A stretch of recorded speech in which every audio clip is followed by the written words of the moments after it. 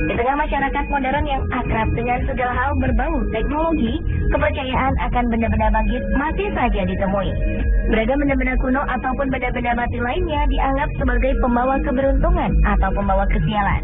Benar atau salah, kekeramatan benda-benda ini kemudian dipercaya oleh sebagian masyarakat. Kisah-kisah seram dan mencekam turut membumbui keyakinan ini.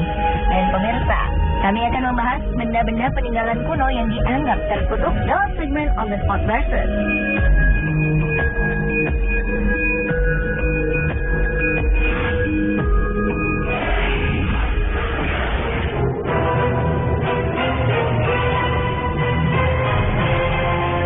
Benda kuno yang seringkali memiliki sisi magis adalah makam kuno. Dan tak dipungkiri, salah satunya yang terkenal adalah makam-makam Raja Mesir. Di dalamnya tersembunyi harta-harta kerajaan. Namun mereka yang menginginkan harta karun ini harus bersiap menghadap kutukan Raja Mesir. Kutukan Raja Mesir yang paling tersohor adalah kutukan Tutankhamun, yang merupakan Raja Mesir generasi ke-18. Makam ini pertama kali ditemukan oleh seorang arkeolog bernama Howard Carter pada tanggal 4 November 1922 silam. Kelompok penggalian Howard menemukan tangga menuju makam Tutankhamun yang merupakan makam Firaun terbaik yang pernah diawetkan, sekaligus yang paling utuh yang pernah ditemukan di lembah para raja. Namun, di balik penemuan besar ini, kutukan telah menanti.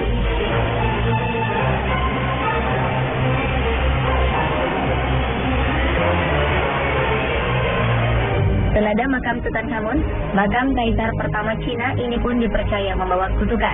Terdapat lebih dari 8.000 patung prajurit, 130 kereta perang, beserta 520 ekor kudanya, serta 150 pasukan berkuda. Patung tentara terakota diyakini dibangun pada 210 hingga 209 sebelum Masehi untuk mengawal patung Kaisar pertama Cina, yaitu Qin Shi Huang. Proyek ini membutuhkan waktu 36 tahun dan memerlukan 700.000 orang arsitek serta pengrajin. Dipercaya mereka turut dikubur hidup-hidup bersama sang kaisar demi menjaga rahasia pintu masuk ke makam tersebut.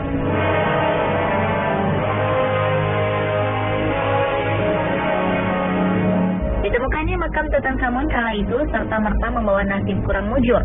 Orang-orang yang turut serta dalam penggalian makam ini meninggal karena alasan-alasan tertentu. Beberapa di antaranya masih misterius. Konon dipercaya kutukan makam sang raja telah memakan 12 orang korban. Kutukan beruntun ini diawali saat penemunya, yaitu Howard Carter meminta seseorang kurir untuk mengambil barang ke rumahnya. Sang kurir terkejut melihat burung peliharaan Howard telah mati dibunuh oleh ular kobra. Ular kobra sendiri merupakan lambang kekuatan orang Mesir. Sejak itulah korban kutukan sang raja terus bergulir.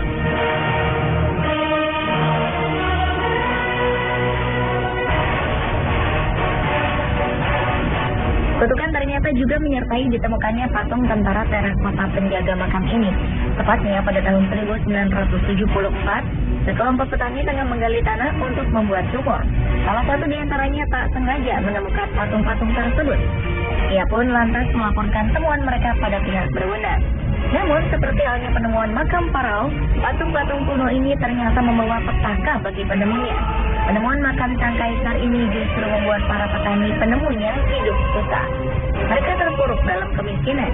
3 di antara petani-petani tersebut meninggal dengan misterius di usia yang masih muda. Salah satu petani yang bernama Wang Fuxi bahkan bunuh diri di tahun 1997. Sementara yang lainnya hidup dalam kemiskinan.